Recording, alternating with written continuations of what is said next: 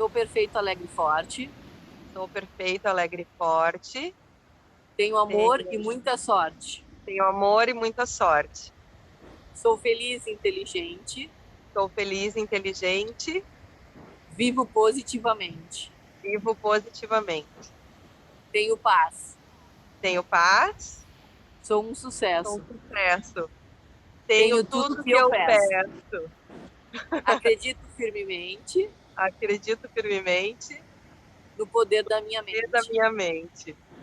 Porque é Deus no subconsciente Deus no subconsciente e a dança no coração.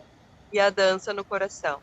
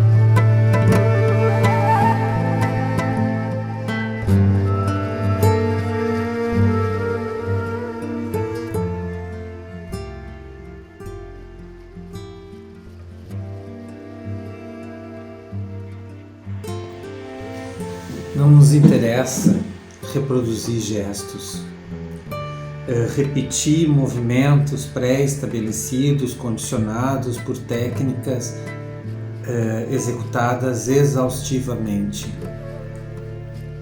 O que procuramos é a essência do movimento e a razão pelo qual o corpo se move. E a pergunta que se faz é: o que te move? O que provoca teu corpo a estabelecer dinâmicas, intensidades, velocidades? O que dentro de ti impulsiona esse gesto? E colocar esses corpos num estado de indeterminação, aonde ele não se preocupe se o movimento está bem feito, se é correto, se é feio, se é bonito. E sim, ele se entregue de forma mais ampla possível à necessidade de se mover, provocando um momento ritualístico. É o rito da vida, é a dança da vida. É a dança que fala de coisas íntimas e profundas e que nos leva a compartilhar isso com quem assiste.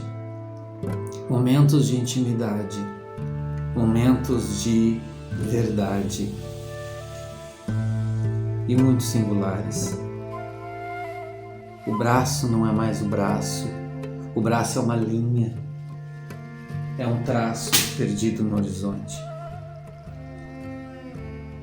E ele fala, conversa sobre essas histórias que vão se entrelaçando uma com a outra.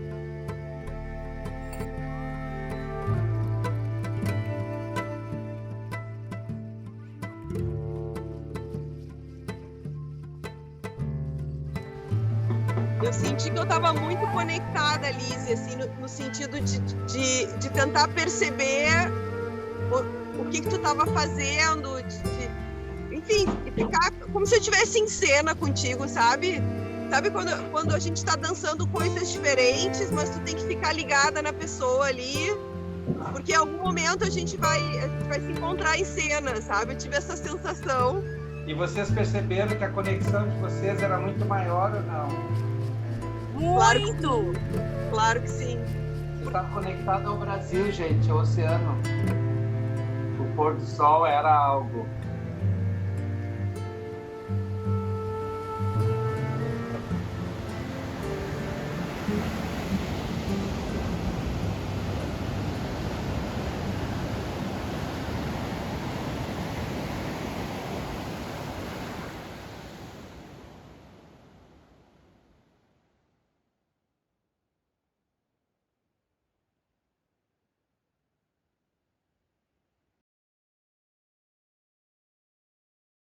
Queria te pedir para, durante essa semana, plantar efetivamente uma árvore.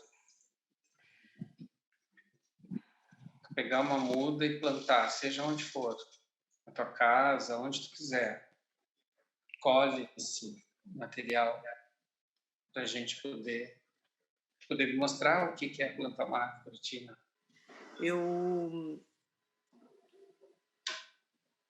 Assim, dos ensaios em si, eu não consegui nem ver meus vídeos, porque parece que não tinha nada, né? Nada, tudo eu achei muito feio, muito horrível, muito... Mas depois de ter essa sensação de, nossa, tá tudo horrível, e o Laco ter me falado, tu vai ter que construir alguma coisa disso. E aí eu comecei também a olhar com os outros olhos, tá horrível, mas tem muitas coisas ali que eu consigo tirar e construir. Um dia, depois de 2 ou 3 dias de reflexão, eu vi que eu tinha um arbusto, não era uma árvore, mas é uma árvore, de mirtilo, que é uma fruta daqui, que ela resiste no inverno. E aí eu acordei um dia de manhã tomando café, eu assim, é ela que eu vou plantar, porque ela estava no vaso, há muito tempo. Sim. Então, isso também foi muito legal, assim, essa questão, essas raízes diferentes, tanto uma super forte lá dentro e a outra morta, seca do inverno, que eu tirava assim super leve com a mão. E essa raiz que eu estava plantando, então, desse arbusto, né? É impressionante o que mudou. Ela estava no mesmo lugar lá, só que ela estava num vaso e ela ficou junto no solo. Ela pertenceu ao lugar de uma maneira super diferente. E aí eu me dei conta que ela estava ali no vaso e ela estava se dando bem naquele habitat, mas quando ela foi para o solo, ela se transformou realmente de pertencimento. Ela compôs todas aquelas árvores, ela está ali, pequenininha no meio de outras, mas ela está ali. E aí eu me dei conta que eu estou no vaso aqui, lá, ainda.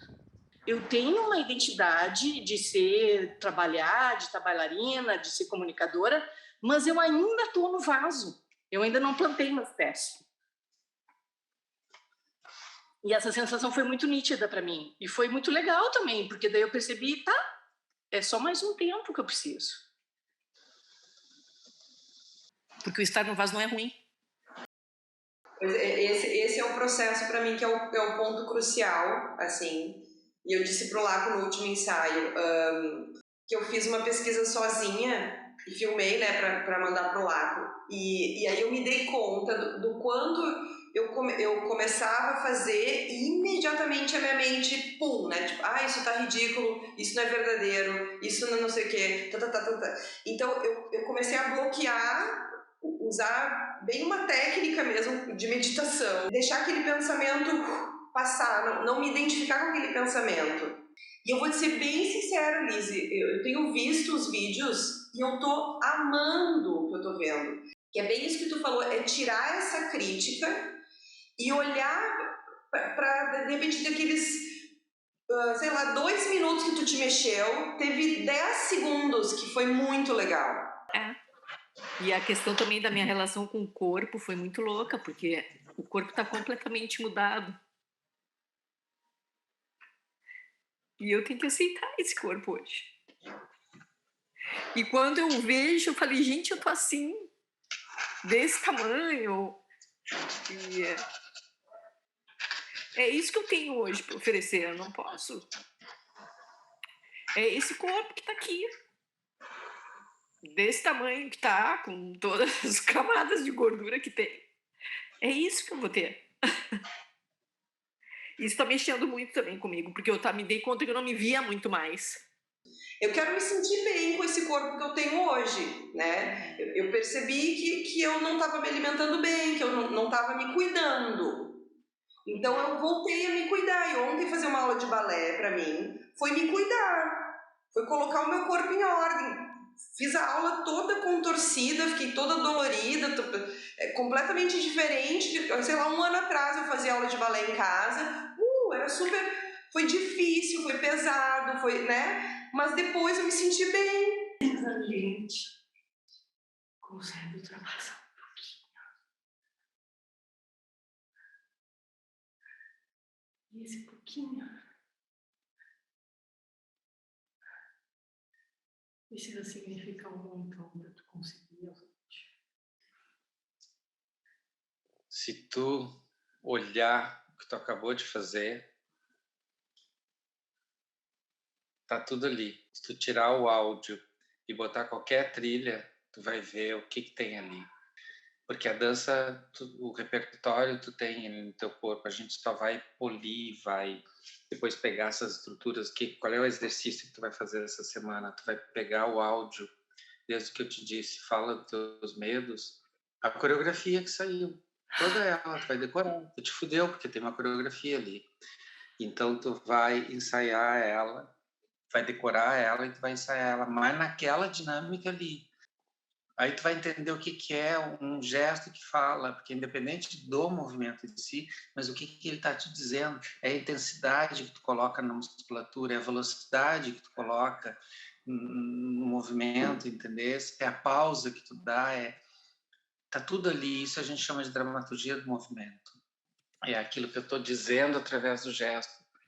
Então, tu vai estudar muito, e aí onde tu está agora, tu vai estudar muito essa coreografia, essas partituras que tu acabou de criar com o teu próprio corpo, porque o corpo e a fala e a sensação e o que tu está dizendo que veio lá de dentro, né? Uhum. Tudo junto. Nossa, é outro gesto, minha querida, é outro gesto. É tão bom ver a Lizzy desprovida da forma e do vício do jazz e se movendo, porque tu é um corpo da dança, Lizzy. Queira tu ou não, tu é um corpo da dança. É um corpo que sabe falar se movendo. Tu, a Ari, entende? São 2 corpos que falam se movendo. Vocês vão entender quando olhar o resultado. Beijo na Fê e dá um banho e mergulha por mim. Vou ir agora. Tá. Vai lá, Mara. Ai, que saudade. Já, tu tá vindo? Tô, se Deus quiser. Beijo. Tá, Obrigada beijo. por hoje. Te amo. Imagina, também te amo. Beijo. Tchau. Também, tchau.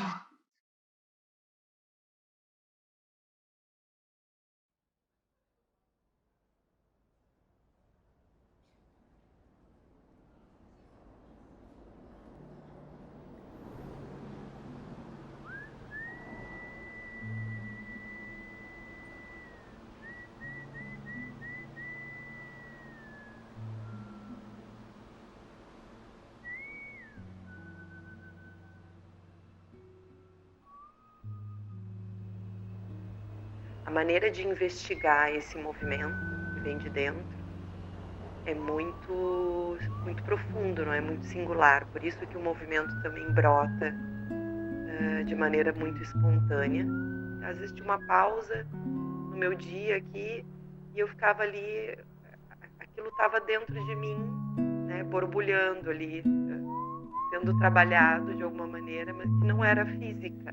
Para que esse processo aconteça, primeiro, precisa de entrega.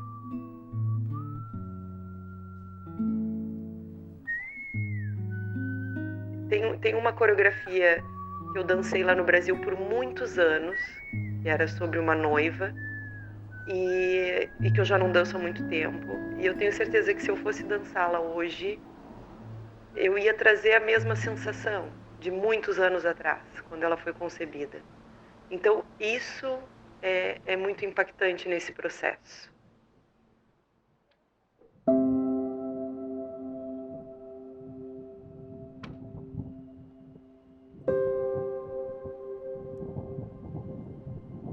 Como eu já tinha vivido a mudança de um país anteriormente e experimentado o desconhecido traz muito medo, mas eu também já conhecia que como é ir para o desconhecido, o que vem, a gente nunca sabe o que acontece. E essa mescla de sensações é muito forte quando a gente decide deixar o nosso país. Identidade.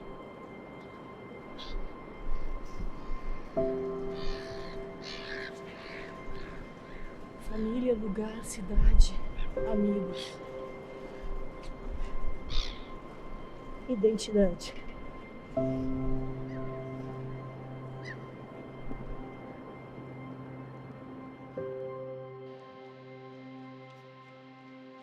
Mas dessa vez foi muito mais forte e eu tive muito mais receio, medo, porque eu não era só eu e meu marido, eram os meus filhos. Eu estava mudando realmente a trajetória da vida deles.